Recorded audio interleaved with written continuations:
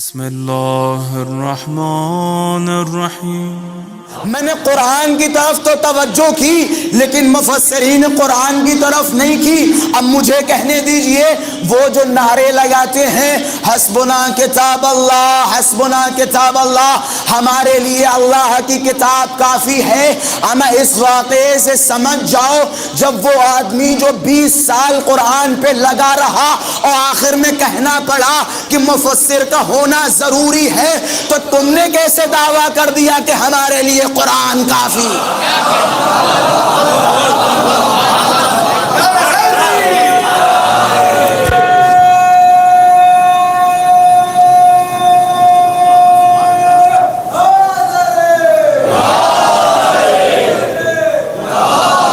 بھائی تم نے کہاں سے نعرہ لگا دیا ہمارے لیے قرآن کافی، ہمارے لیے قرآن کافی؟ بغیر اہل بیت قرآن سمجھ نہیں سکتے۔ بھائی چھوٹا سا معصومانہ سا سوال ہے، وہ افراد جو کہہ دیتے ہیں قرآن میں یہ ہے، قرآن میں سب کچھ ہے۔ بے شک قرآن میں سب کچھ ہے لیکن سب کے لیے سب کچھ نہیں ہے۔ سب کچھ ہے، سب کے لیے سب کچھ نہیں ہے۔ بھائی تمہارا جو بڑا سا بڑا مولوی ہو، بڑا سا بڑا ملا، اس کے پاس جائیں اور اس سے سوال کریں ملا جی قرآن سے صبح کی 2 رکعت نماز ثابت کر دیں، اور اگر ثابت کر دیں تو بتائیے آگے 2 رکعت نماز بغیر سنت نبوی ثابت نہیں کر سکتے آپ، اور آپ کہہ رہے ہیں قرآن ہمارے لیے کافی کافی کافی۔ بڑا خوبصورت حادثہ میں نے 2-3 جگہوں پڑھا بھی ہے، یہ میرے ساتھ خود ایک حادثہ ہوا تھا۔ ایک صاحب کہنے لگے کہ بھیا آپ شیعیان قرآن کے ساتھ ساتھ اہل بیت کو بڑی اہمیت دیتے ہیں اور اہل بیت کے بغیر کچھ کام ہی نہیں کرتے۔ میں نے کہا بے شک، اس میں کوئی شک نہیں، ہم اہل بیت کے بغیر، میں قرآن کی توہین نہیں کر رہا ہوں، میں خود قرآن کا حافظ ہوں، بس جملہ کہہ رہا ہوں سمجھانے کے لیے۔ قرآن بغیر اہل بیت ہمارے اور آپ کے لیے محض 2 دستیوں کے بیچ کچھ کاغذ ہوں گے، بس ہمارے اور آپ کے لیے۔ اگر اہل بیت کے بغیر اس قرآن سے متمسک ہوئے محض کاغذ ہو گئے، اس کے علاوہ کچھ نہیں سمجھ میں آئے گا آپ کو، صرف کاغذ ہے اور پڑھیے، اس کا ثواب ملے گا پڑھنے کا۔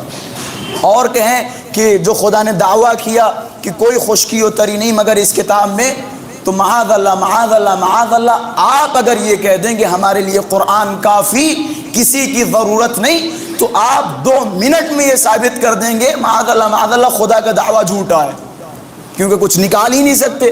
اچھا آپ بتائیں کورونا کب ختم ہوگا؟ قرآن سے بتائیں۔ آپ بتائیں اس کے بعد کون سی پریشانی آئے گی؟ قرآن سے بتائیں۔ آپ بتائیں یہ مجلس کتنے بجے ختم ہوگی؟ قرآن سے بتائیں۔ بھائی خدا کہہ رہا ہر خشکی و تری اس کتاب میں ہے، یہ ساری چیزیں اس کتاب میں ہیں، لیکن آپ مجھے بتا دیں آپ کے لیے تو قرآن کافی ہے، آپ بتا دیں، جملے سمجھ میں آئے، آپ بتا دیں آپ کے لیے تو قرآن کافی، بتا دیں۔ سمجھ میں یہ آتا ہے کہ ہر کسی کے لیے قرآن کافی نہیں۔ یہ دعویٰ اگر اہل بیت کرتے تو مانتے، تم کہاں سے کرنے لگے یہ دعویٰ؟ ایک صاحب آئے اور آنے کے بعد کہنے لگے کہ آپ شیعہ جو ہے وہ اہل بیت کو بڑی فوقیت دیتے ہو۔ میں نے کہا جی کہ دلیل کیا ہے؟ میں نے کہا آپ کا جملہ کہ کون سا؟ کہ وہی جو ایک مجتہد صاحب نے فرمایا تھا۔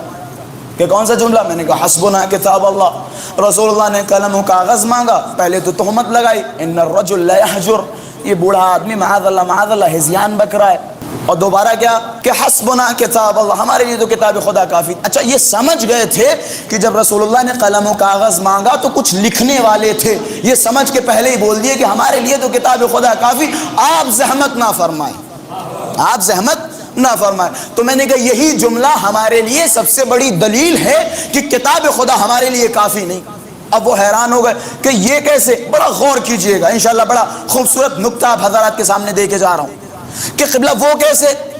میں نے کہا خود ذرا غور کریں الفاظ میں کہ کیسا؟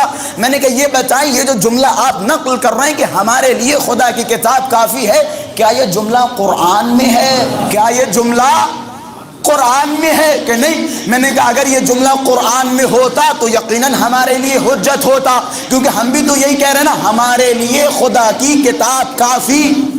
پھر یہ جملہ آیا کہاں سے کہ فلاں صاحب نے فرمایا؟ میں نے کہا بھیا گھنٹے سے ہم بھی تو یہی کہنا چاہ رہے ہیں کہ قرآن کے علاوہ بھی کچھ شخصیتیں ہیں کہ جن کی باتیں ماننا ضروری ہے، بس قسمت ہماری اور آپ کی الگ الگ۔ تم ایسوں کی باتوں کو مان رہے ہو جو جاہل ہیں، ہم ایسوں کی باتوں کو مان رہے جو معلم جبرائیل ہے۔